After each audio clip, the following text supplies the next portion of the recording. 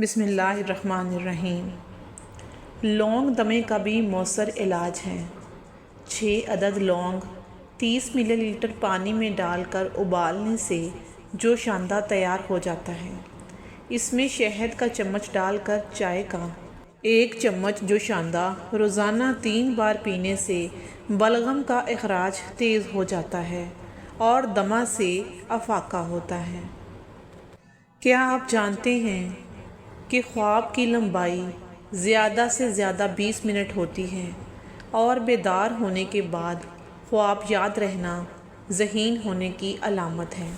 دوائی کے side effect سے بچنے کے لیے جو بھی دوا کھائیں اس کے بعد 1 چمچ شہد چاٹ لیں، انشاءاللہ کوئی نقصان نہیں ہوگا۔ استغفار کا ورد زیادہ کرنے سے مشکل دور ہو جاتی ہے۔ چائے کا زیادہ استعمال جوڑوں کے درد میں اضافہ کرتا ہے۔ کاجو کا باقاعدگی سے استعمال شوگر کے مریضوں کے لیے بہت فائدہ مند ہوتا ہے۔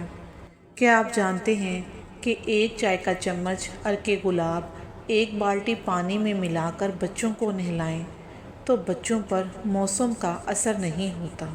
کیا آپ کو معلوم ہے جو انسان روزانہ 7 عجوہ کھجوریں کھائے اس پر جادو کا اثر نہیں ہوتا؟ 2 چمچ ایلو ویرا جیل کو گرم پانی میں ڈالیں اور چہرے پر بھاپ لیں۔ اس سے آپ کی جلد کیل محاسوں سے پاک اور نرم ہو جائے گی۔ کیا آپ جانتے ہیں کہ پانی میں سنگترے کا بیج ڈال کر اگر پی لیا جائے تو پیٹ کی چربی 6 دن میں ہی پانی کی طرح بہہ جائے گی؟ اور سرسوں کا ساگ کھانے سے کینسر سے بچا جا سکتا ہے۔ اور کیا آپ کو معلوم ہے کہ زیادہ تھوک پھینکنے سے دماغ کی کمزوری اور ٹی بی کی بیماری لاحق ہوتی ہے؟ کھانا کھانے کے بعد چائے پینا دانتوں کو جلدی خراب کرنے کا باعث بنتا ہے۔ اور کیا آپ کو معلوم ہے کہ نہانے والے پانی میں اگر 1 چمچ لیموں کا رس ملا کر نہائیں تو تھکن غائب ہو جاتی ہے؟ اور کینسر والے مریض صرف لال پھل استعمال کیا کریں۔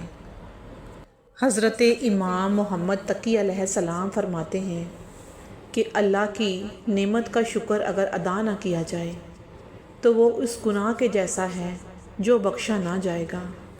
سخت حرام رشتے، سالی اور بھابھی سے مذاق کو جاہل لوگ اپنا حق سمجھتے ہیں، جبکہ یہ سخت حرام اور جہنم میں لے جانے والا عمل ہے۔ بلکہ دیور، جیٹھ، بہنوئی اور وہ غیرم رشتہ دار جن کو گھروں میں آنا جانا ہو، ان سے عورتوں کو بہت زیادہ پردہ کرنے کا حکم دیا گیا ہے۔ اور یاد رکھیں کہ کسی کو بہن کہہ دینے سے یا بھائی بلا لینے سے اللہ کے بنائے ہوئے محرم اور نامحرم کے رشتے بدل نہیں سکتے۔